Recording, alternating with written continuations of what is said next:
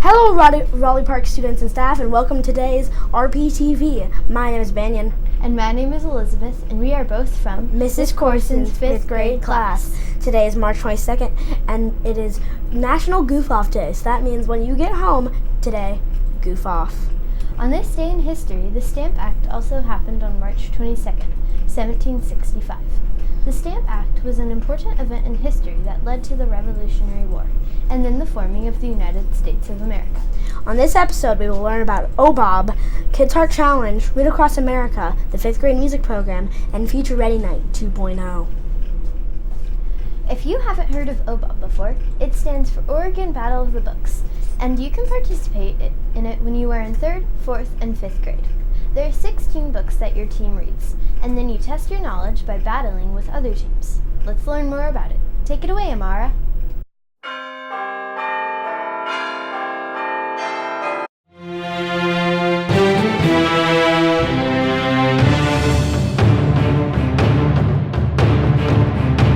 And on Rptv today, I'm here with Miss Piersma, who is working with OBOB, also known as Oregon Battle of the Books.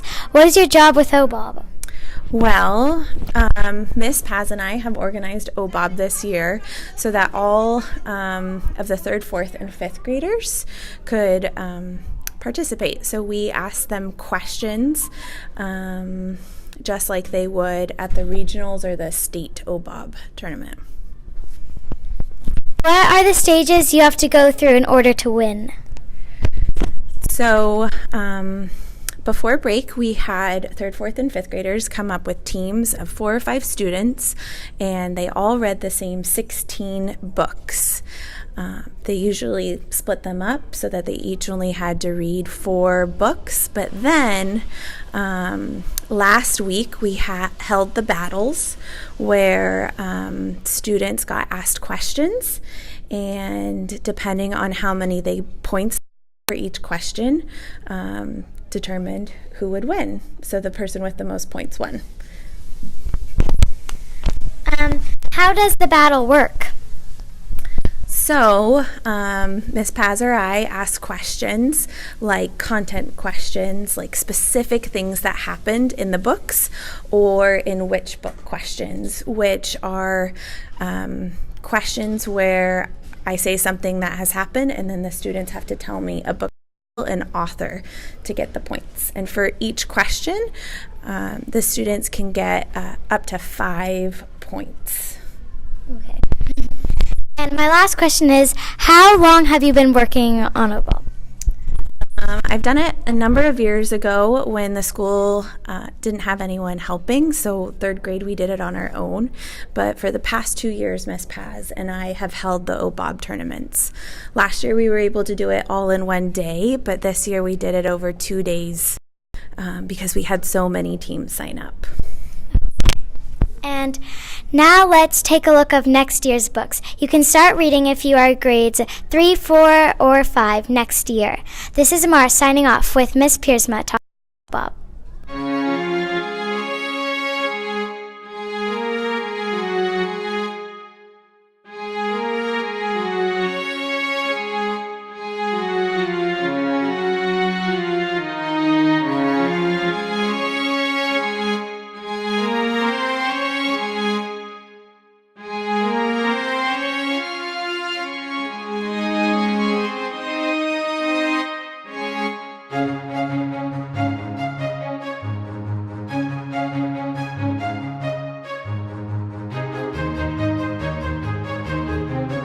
Now let's take a look at all of the 2020 OBOB books.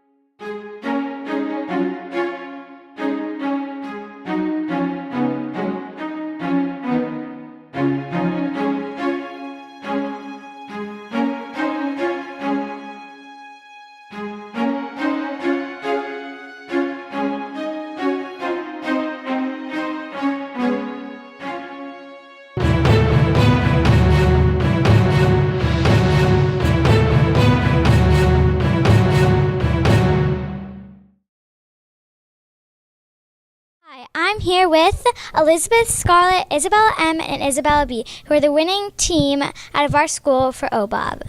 What was the most challenging battle? The most challenging battle is most likely the battle against Bonnie Slope because they were a really good team and they did a lot of practice. What was it like to play teams out of the school?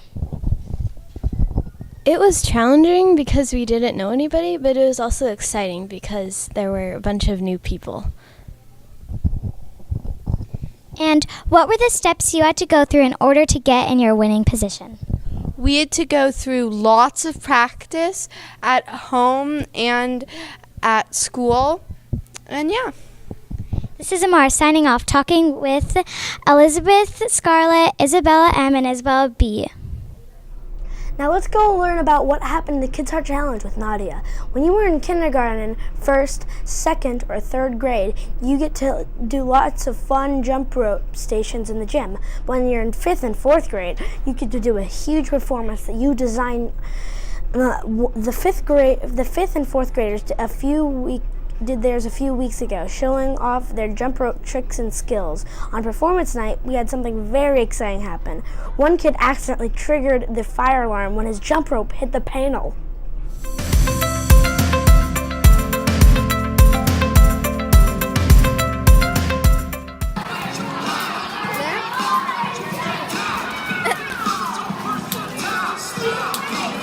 You can film.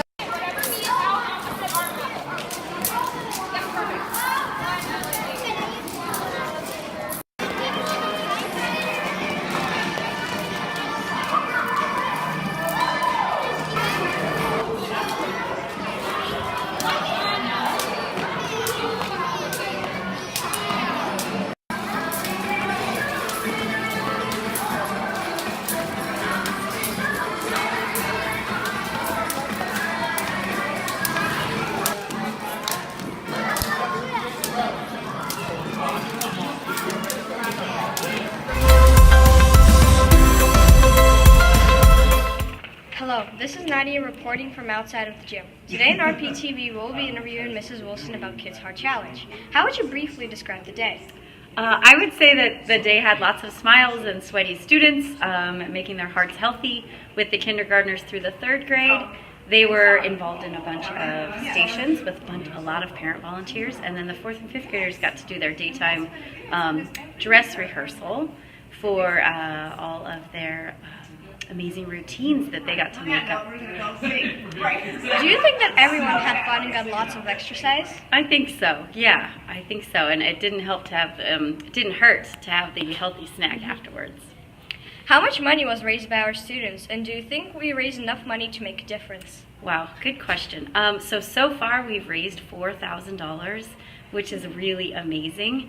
And I think even $1 makes a difference. So anytime you go online and check out any heart healthy facts and you look at the board behind us, or even when you move around in our heart obstacle course, you're all making a difference. So, thank you, Mrs. Wilson. This is Nadia sending back to the studio.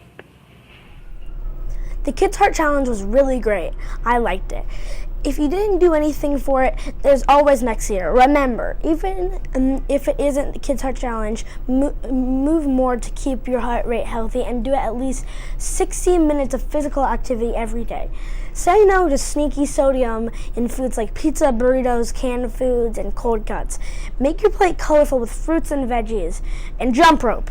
It's a fun activity to do on recess with all your friends at home. Last week, the 5th grade had their music program.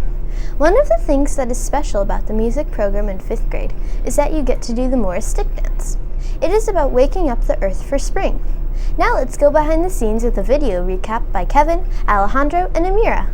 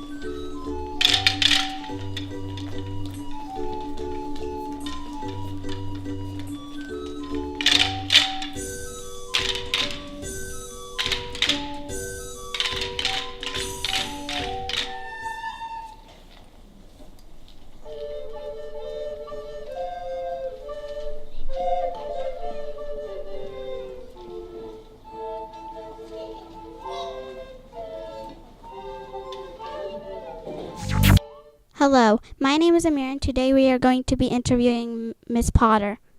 Miss Potter, how did you choose the songs for the 5th grade music program? Oh, hi, Amira. I like to choose songs from a variety of cultures, which also gives us several languages to sing. I like to choose songs that add some challenges as well. How many years have you done the music program? Well, this is my 25th year in Beaverton, and there were a couple of years where we didn't do a 5th grade program, so probably 20 or 21 times. What is your favorite part of teaching the music program to the 5th graders? I really enjoy starting from the small parts, starting with a step hop pattern or a rhythm or a melody, and see all builds towards the program. What was your favorite part of the music program? I think for me, it was singing Sur le Pont. I get to practice my French. What do you think the 4th graders are going to look forward to doing next year? Well, I think the Morris Stick Dance has become such a tradition that people really look forward to that, and I imagine the 4th graders will. This is Amira speaking to you from Miss Carson's 5th grade classroom.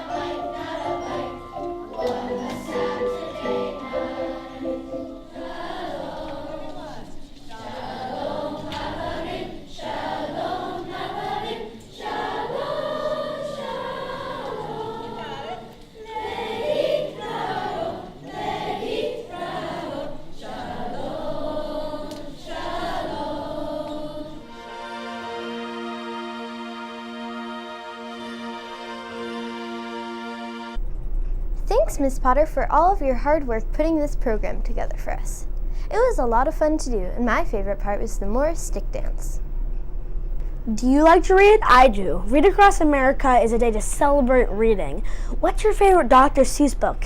Mine is Green Eggs and Ham. I've read it to my little sister at least 100 times. Next up, we have Jacelyn with information on Read Across America Day, March 2nd, which is also Dr. Seuss's birthday.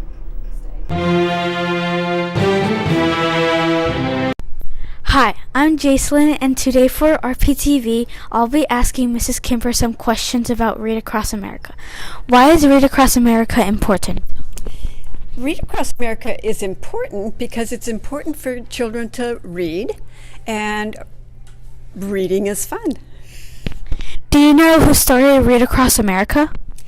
Read Across America was started with a group, National Readers Association. They decided that kids should be reading, and it's a good way to celebrate fun reading. And Dr. Seuss is a great writer for fun reading. What would you add to Read Across America? Oh, I don't think I'd add anything. I think it's great just the way it is. As a library teacher, what was your favorite activity from Read Across America?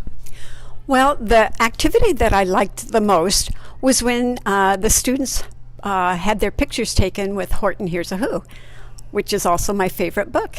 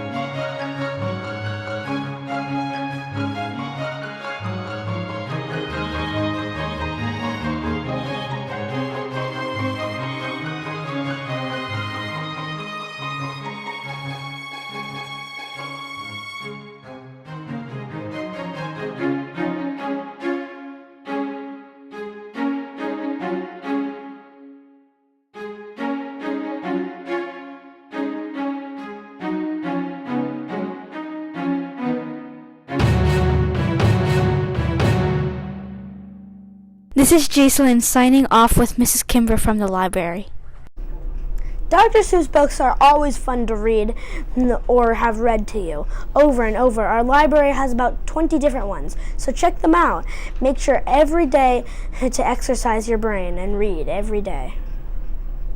We have an exciting night planned on Thursday, April 4th from 6 to 7:30, which is the Future Ready Night 2.0. Some of the tech activities we will have the chance to do include stash robots, LED jewelry, microbits, green screen, makerspace, and more. So come and check it out.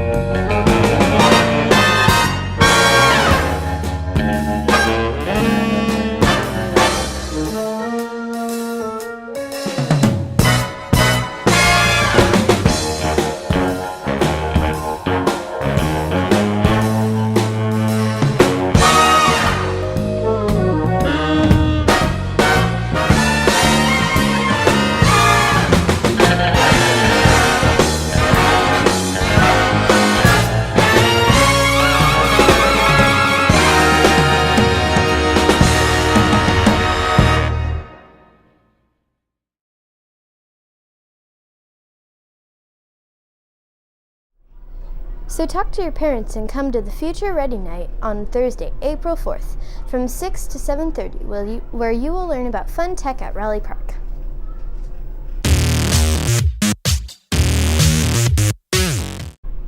Lastly, we want to congratulate 5th grader Max Jewett for being a finalist for Signal to Noise. Signal to Noise is a district competition for young movie makers. Max's video is one of the top 3 elementary documentary subdivision. The festival was held on Thursday, March 21st. The title of his video was All Living Things Make, Use, and Transfer Energy. He made this video as a part of a unit of inquiry. Congratulations again, Max. You did a great job. If you want to enter next year, talk to your classroom teacher, Ms. Corson or Mr. Ambrose, who can give you the information you need to submit a project to the Signal to Noise competition. That concludes today's Rptv. We hope you enjoy your spring break, which is next week. There's no school until Monday, April 1st. This is Elizabeth. And I'm Banyan, signing off. See you next time on April 26th. Bye!